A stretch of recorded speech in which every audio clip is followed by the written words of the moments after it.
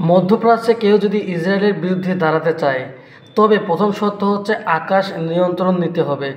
কারণ ইসরায়েলের সবচেয়ে বড় শক্তি হচ্ছে তাদের বিমান বাহিনী। ইতিহাস বলে যায়, যা ভুলে গেলে চলবে না। 1967 সালে আরব ইসরায়েল যুদ্ধ মাত্র 6 দিন। প্রথম দিনেই মিশরের 80% যুদ্ধবিমান ঘাঁটি ধ্বংস হয়ে যায় একটি গুলি ছোড়ার আগেই। সৌদি আরব, সিরিয়া, জর্ডান কেউ আকাশে উঠতেই পারেনি। মাত্র 3 ঘন্টায় ইসরায়েল আরব সব দেশের বিমান ঘাঁটি ও রানওয়ে ধ্বংস করে দেয়। এরপর পুরো মধ্যপ্রাচ্যের আকাশ ইসরায়েলের নিয়ন্ত্রণে চলে যায়। মাত্র 6 দিনে পুরো অঞ্চলকে ইসরায়েল সামরিকভাবে পরাজিত করে দেয়। এটা ছিল এক প্রকার মধ্যপ্রাচ্যের আত্মসমর্পণ। একমাত্র ব্যতিক্রম হচ্ছে ইরান। এরপর আর কেউ ইসরায়েলের বিরুদ্ধে মুখ তুলে দাঁড়াতে সাহস পায়নি। একমাত্র ব্যতিক্রম হলো ইরান। একমাত্র দেশ যারা নিজের অস্ত্র, নিজস্ব প্রতিরোধ, নিজস্ব প্রযুক্তি নিয়ে যুদ্ধের প্রস্তুতি নেয়। একমাত্র দেশ যারা বলছে, তোমরা তোমাদের শহর ধ্বংস করলে আমরাও তোমাদের শহর ধ্বংস করব। ইরানের পতনের পর কি হবে? ইসরায়েলের প্রধানমন্ত্রী সম্প্রতি বলেছেন, ইরানের পতন সময়ের ব্যাপার মাত্র। এরপর থেকে আমরাই মধ্যপ্রাচ্যে নতুন চেহারা করব। এটার মানে শুধু ইরানকে বোমা মেরে শেষ করলেই কাজ শেষ না।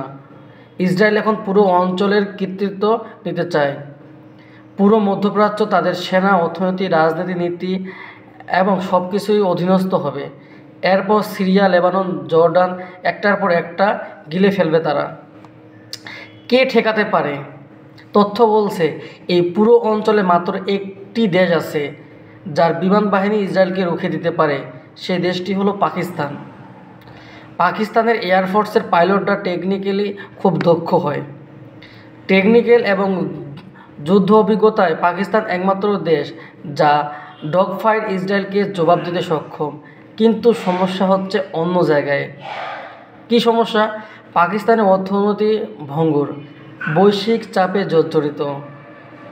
তাই ইসরায়েলের বিরুদ্ধে সরাসরি যুদ্ধে জড়ানো ঝুঁকি পাকিস্তান নেবে না। তুরস্ক বাস্তবে আসলে কি? ইসরায়েলের বিরুদ্ধে একটি ইট ছুঁড়তেও তারা ভয় পায়। সামরিকভাবে তারা কখনোই সরাসরি লড়াই আসবে না। সুতরাং ফলাফল, ইরানের পতনের মধ্য দিয়ে গোটা মধ্যপ্রাচ্যের পতন নিশ্চিত হয়ে যাবে। কারণ এরপরে আর কেউ মুখ তুলে দাঁড়াতে পারবে না, কেউ সাহস করবে না। পুরো অঞ্চল পরিণত হবে ইসরায়েলের সেকেন্ডারি টেস্টে। শেষ কথা, যদি কেউ ইসরায়েলকে ঠেকাতে চায়, তবে শুধু প্রতিরক্ষা দিয়ে হবে না, দরকার আক্রমণাত্মক কৌশল।